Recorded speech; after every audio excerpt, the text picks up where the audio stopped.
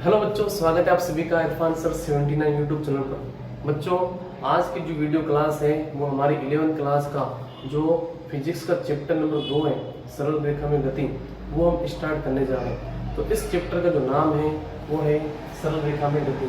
तो बच्चों, आपने इस चैप्टर को देखा होगा, बहुत से बच्चों को समझ में आया होगा, बहुत से बच्चों को समझ में नहीं आया होगा, लेकिन ये वीडियो सभी बच्चों के लिए इंपॉर्टेंट रहने वाली है। तो चलिए इस वीडियो को स्टार्ट करते हैं। बच्चों, आपने अपने दैनिक जीवन के अंदर बहुत से ऐसे आपने जो उदाहरण देखे होंगे, जैसे कोई व्यक्ति चल रहा है, दौड़ रहा है ना, और मोटरसाइकिल एक सीधी रेखा में गति कर रही है ना। और इसी के साथ में अगर मान लो कि हमारे जो पृथ्वी है वो हमारे जो सूर्य के चारों ओर क्या कर रही है, चक्कर लगा रही है। और सूर्य भी क्या है कि सूर्य हमारे जो मंदाकिनी है वो भी चारों ओर क्या कर रही है, चक्कर लगा रही है। और हमारे शरीर के अंदर जो रक्त है वो एक अपने धमनियों और शिराओं के अंदर क्या है कि रक्त का प्रवाह हो रहा है। तो ये सभी गतियाँ क्या है, एक प्रकार की सरल रेखी गतियाँ। इन सभी को क्या बोलते हैं, गति कहते हैं कि कोई यहाँ पर गति कर रहा है। तो यहाँ पर गति के उदाहरण देख सकते हैं कि अगर हम देखें कि गति के उदाहरण देखें, गति के उदाहरण बेटा आपको ध्यान रखना है कि जैसे चलना,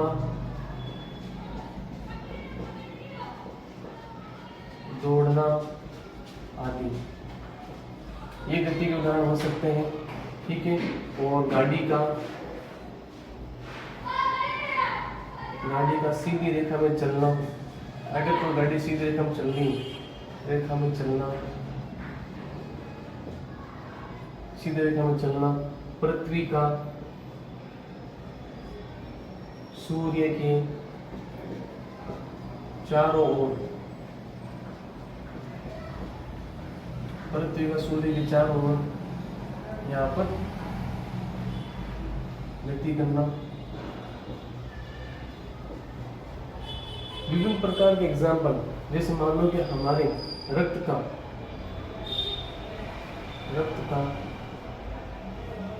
धमनी व शिरा में परिवहन हो रहा है। ये सभी जो हमारे दैनिक जीवन में जो घटनाएं दिख रही है, जो एक सरल रेखा के अंदर गति हो रही है ना, इनमें कुछ परिवर्तन हो रहा है, तो इसे हम गति कहते हैं। तो गति की डेफिनेशन बच्चों हमारे सामने क्या हो जाएगी, गति की डेफिनेशन जो रहेगी, हम कह सकते हैं कि वस्तु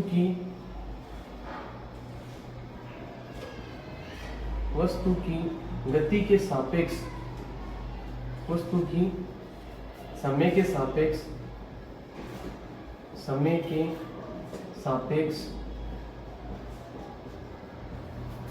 स्थिति में परिवर्तन को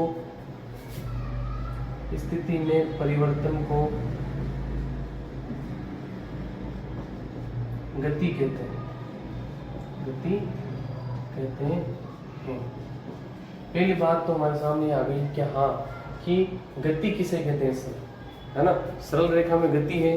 तो अब कोई अगर वस्तु एक सरल रेखा में चल रही है ना, उन वस्तुओं का हम अध्ययन करने वाले हैं जो हमारी 11वीं क्लास की इस चैप्टर नंबर 2 के अंदर बताया गया है। बाकी और भी गतियाँ होती हैं जिनके बारे में हम आने वाले अध्याय में पढ़ेंगे। लेकिन बच्चों, अभी इस चैप्टर के अंदर में ये पढ़ना है कि वस्तु के समय के सापेक्ष स्थिति में कोई परिवर्तन होता है तो उसे गति कहते हैं। जैसे चलना, दौड़ना आदि की गति का। यहाँ पर गाड़ी का सीधी रेखा में चलना, पृथ्वी का सूर्य के चारों ओर गति करना, रक्त का धमनियों शिराओं में परिवहन। इतना आपको पहले समझ लेना है बच्चों। इसी के साथ में इस चैप्टर के अंदर हमें करना क्या है, इस चैप्टर के अंदर हमें यहाँ पर कुछ और बातें समझनी है। जैसे मान लो कि यहाँ पर हम जो अध्ययन करने वाले हैं, हम किस प्रकार की गति का अध्ययन करने वाले हैं वो भी हम समझ लेते हैं। देखो बच्चों, यहाँ पर यांत्रिकी के अंदर, ठीक है, यांत्रिकी के अंदर गतिकी को 3 भागों में बांटा गया है। ठीक है, गति का अध्ययन जिसमें करते हैं, गति का अध्ययन जिस शाखा के अंदर हम करते हैं उसे हम यांत्रिकी कहते हैं। क्या कहते हैं, यांत्रिकी कहते हैं। अब यांत्रिकी यानी गति का जिस शाखा के अंदर अध्ययन करते हैं वो शाखा क्या कहलाती है, यांत्रिकी कहलाती है। अब इसके अंदर गति के अध्ययन को हमने 3 पार्ट में और डिवाइड कर दिया।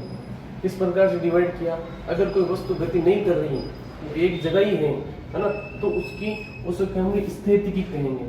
वस्तु क्या है? स्थितिकी कहेंगे। वस्तु एक जगह ही है, अपना स्थान नहीं बदल रही है। दूसरा हम कहेंगे यहाँ पर शुद्ध गति की, क्या कहेंगे? शुद्ध गति की कहेंगे। ये भी आपको ध्यान रखना जरूरी है, बताएंगे क्या है। और साथ ही साथ बच्चों तीसरी है हमारे पास में, वो है गति की। गति की है मेन तो इसके अंदर क्या है, या तो जो वस्तु है वो स्थिर अवस्था में है या फिर गति की अवस्था के अंदर। लेकिन यहाँ पर शुद्ध गति की क्या होती है उसको हमें समझना है कि शुद्ध गति की क्या होती है। देखो बच्चों, जब कोई वस्तु गति करती है ना, तो उसके साथ में अन्य फोर्स भी साथ कार्य करते हैं। जैसे मान लो कि हम अगर किसी बॉल को, है ना, यहाँ पर किसी समतल फर्श के ऊपर लुढ़काते हैं तो कुछ समय बाद में वो बॉल क्या है, रुक जाती है ना। तो मतलब क्या हुआ, उस वस्तु पर कोई ना कोई बल कार्य कर रहा था जिसकी वजह से वस्तु क्या है, रुक गई। ठीक है। और यहाँ पर कोई वस्तु जब विराम अवस्था में थी, मतलब एक जगह स्थिर थी, तो अब ये गति किस प्रकार से करी है, गति कैसे हुई इसमें? क्योंकि पीछे से हमने क्या किया, इसके ऊपर बल लगाया और बल लगाने की वजह से यहाँ पर वस्तु क्या है, गति अवस्था में आ गई। और जब गति अवस्था के अंदर थी तो खुद ही रुक गई, मतलब उसके ऊपर एक घर्षण बल भी लगा है। तो यहाँ पर हमें ध्यान रखना है कि गति की, जब कोई वस्तु गति करती है तो उसके ऊपर एक प्रकार जैसे मान लो बल भी लगता है, घर्षण भी लगता है। लेकिन इन बल और घर्षण का अध्ययन शुद्ध गति के अंदर नहीं किया जाता है। ठीक है, क्योंकि गति के अंदर तो बल और घर्षण लगेगा वस्तु के ऊपर, लेकिन पहले हमें यहाँ पर सिर्फ और सिर्फ शुद्ध गति की पढ़नी है। शुद्ध गति में क्या होता है कि यहाँ पर गति के कारणों का अध्ययन नहीं करते हैं कि गति किस कारण से हुई, धक्के देने की वजह से हुई या फिर गति क्यों रुकी, उन कारणों का बिल्कुल अध्ययन नहीं करते हैं। तो इसमें शुद्ध गति में क्या होता है कि यहाँ पर गति के कारणों का, गति के कारणों का अध्ययन नहीं करते, अध्ययन नहीं करते हैं। लेकिन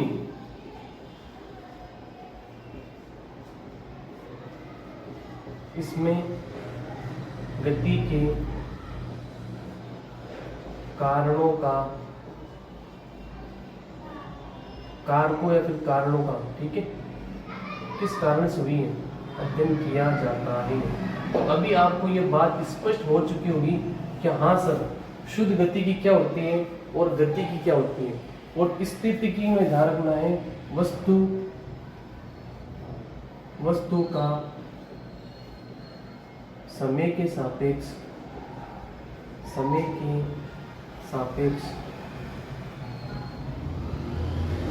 कोई परिवर्तन नहीं हो रहा।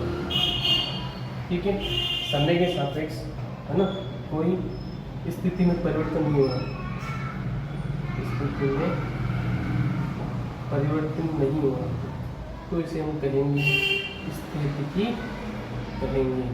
तो ये बात समझ आ चुकी होगी। यांत्रिकी यानी गति का अध्ययन करना हमें सीखना होता है।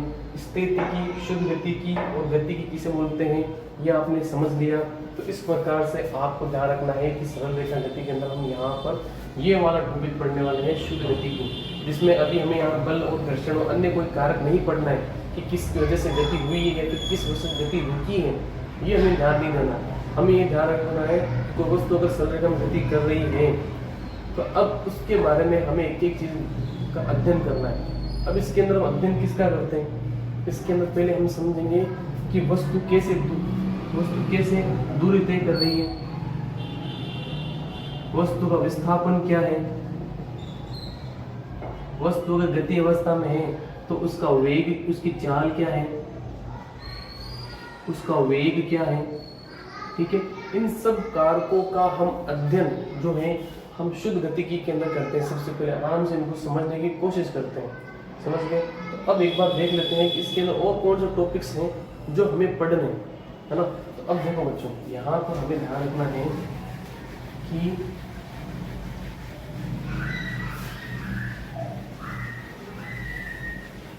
अब शुद्ध गतिकी के अंदर हमें एक बात और ध्यान रखनी है कि जो वस्तु है, कोई भी वस्तु है, वस्तु को बिंदु आकार का मानना है। क्या मानना है? बिंदु आकार का मानना है।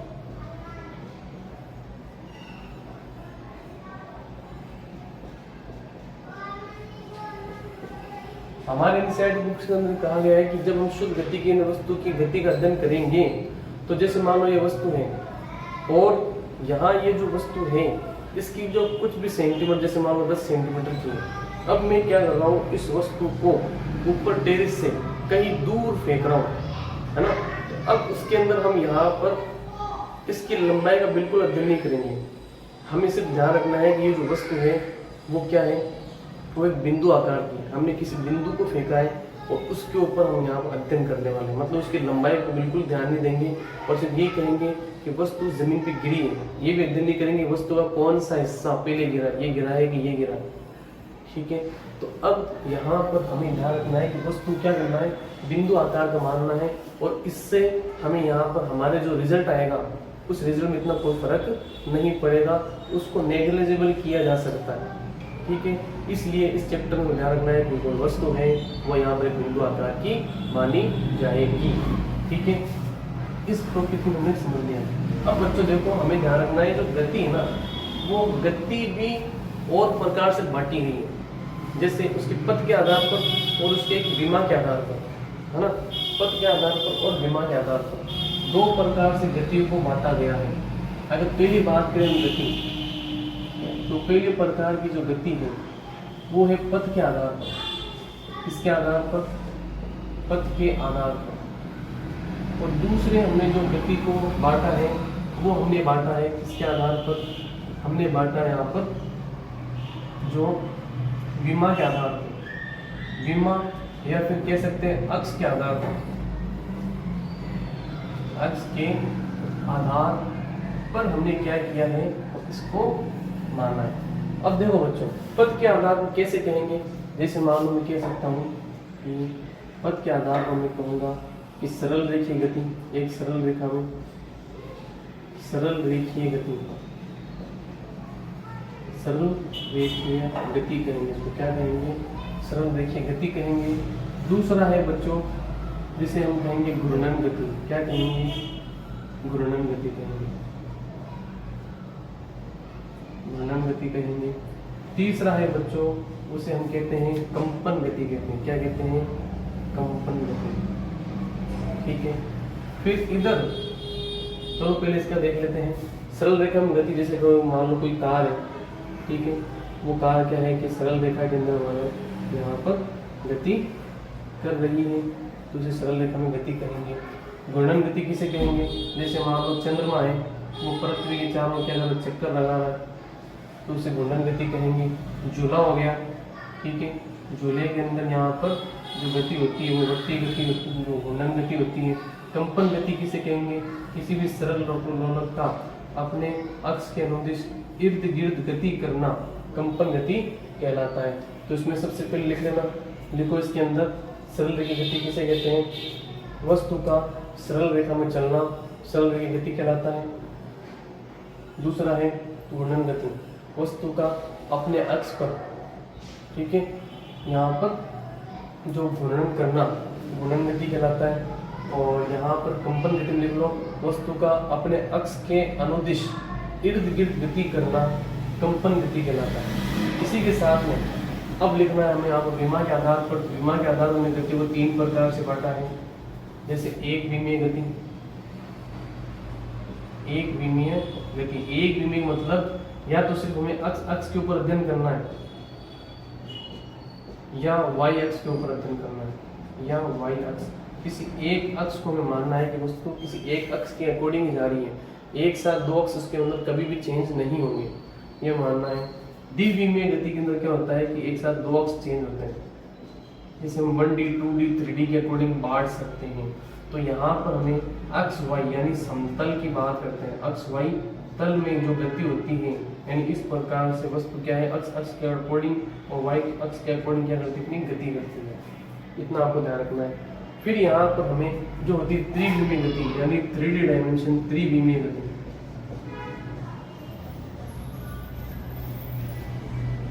त्रिविमीय गति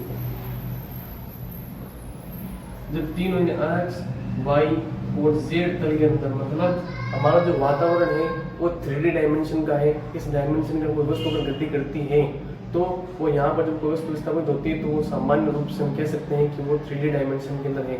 लेकिन एकदम अगर सीधी रेखा में चल रही है, उसमें ना अक्ष में ना कोई वाई में चेंजेस हो रहा है, तो उसे कहेंगे हम एक विमीय गति। लेकिन अगर उसमें द्विविमीय गति होगी, द्विविमीय गति और त्रिविमीय गति।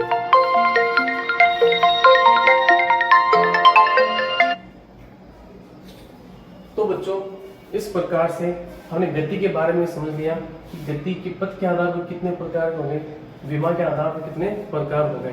तो वस्तु का सीधी रेखा में, ठीक है, एक ही दिशा में गति करना एक विमीय गति कहलाता है। वस्तु का दो दिशाओं में गति करना, ठीक है, मतलब अक्ष और वाई के सापेक्ष गति द्विविमीय गति हो जाएगी। और त्रिविमीय गति वस्तु का अक्ष वाई अक्ष और जेड अक्ष के अनुरूप गति करना, एक प्रकार की स्वतंत्र गति हो जाएगी, इसको त्रिविमीय गति कहते हैं।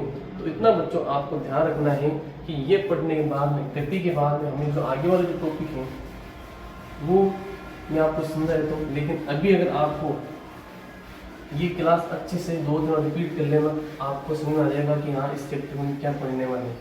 अब देखो बच्चों, ये जो कोई चैप्टर है वो ज़्यादा कोई नया नहीं है, हमें इसमें थोड़ा कैलकुलेशन देखने को मिलेगी और इसको स्पष्ट तरीके से हम समझने की कोशिश कर रहे हैं। 9th क्लास अगर आपने अच्छे से पढ़ी है तो ये चैप्टर आपके लिए इतना हार्ड नहीं रहेगा। अब इसी के साथ में हमें पढ़ना क्या क्या और इसके अंदर गति मैंने आपको बता दी।